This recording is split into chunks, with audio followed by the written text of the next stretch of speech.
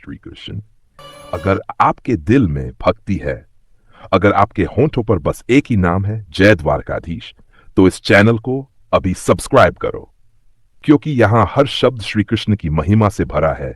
हर video में गूंजता है राधे कृष्णा, जय श्री कृष्ण और जय द्वारकाधीश का मधुर संकीर्तन।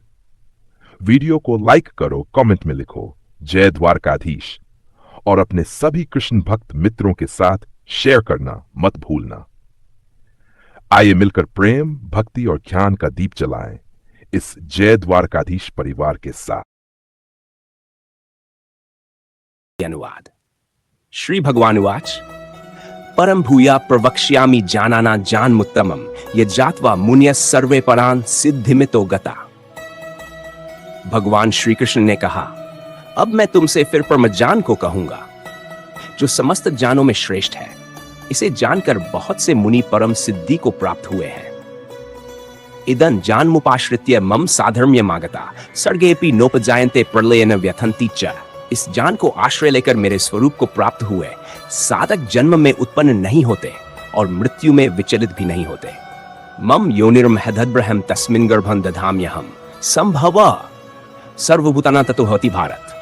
हे भारत, वह महत ब्रह्म मेरी योनि रूप है, उसमें मैं गर्भ का आरोपण करता हूं जिससे समस्त प्राणी उत्पन्न होते हैं। सर्वयोनिषु कौन्तेय मूर्ति संभवन्ति या तासां ब्रह्म महद्योनिरहं बीजप्रद पिता।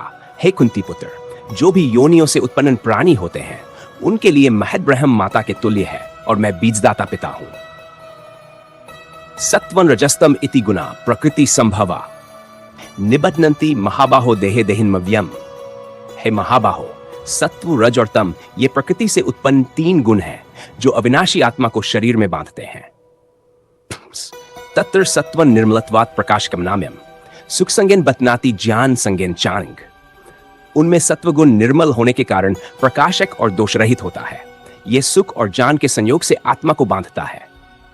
रजो रागात्मकम विद्धि तृष्णा संगसमुद्भवम तन्निबध्नाति कौन्तेय कर्म संगेन देहिनम। हे कुंती पुत्र, रजोगुण को रागात्मक जानो जो तृष्णा और संलग्नता से उत्पन्न होता है। यह कर्मों के संयोग से आत्मा को बांधता है। तमस्त्व जानजन विद्धि मोहनन सर्वदेहिनाम प्रमादालस्य निद्राभिस्तन्निबध्नाति भारत। तमोगुण अज्ञान से उत्पन्न होता है और यह समस्त प्राणियों को मोह में डालता है। प्रमाद आलस्य और निद्रा से आत्मा को बांधता है। सत्वं सुखे संजयति रज कर्मणि भानमावृत्य तु तमा प्रमादे संजयत्युत। सत्वगुण सुख में, रजोगुण कर्मों में और तमोगुण ज्ञान को ढककर प्रमाद में बांध देता है। रजस्तमश्चाभिभूय सत्वं भवति भारत। रजसत्वं तमश्चैव तमा सत्वं रजसस्ता। कभी कभी सत्वगुण रज और तम को जीत लेता है, कभी रज सत्व और तम को और कभी तम सत्व और रज को। एवमेन सर्वद्वारेषु देहे अस्मास्मिन् प्रकाश उपजायते जान यदा तदा विद्याद् विवृद्धन् सत्वमित्युत। जब शरीर के सभी इंद्रियों के द्वारा ज्ञान का प्रकाश प्रकट होता है तब जानो कि सत्व गुण की वृद्धि हुई है।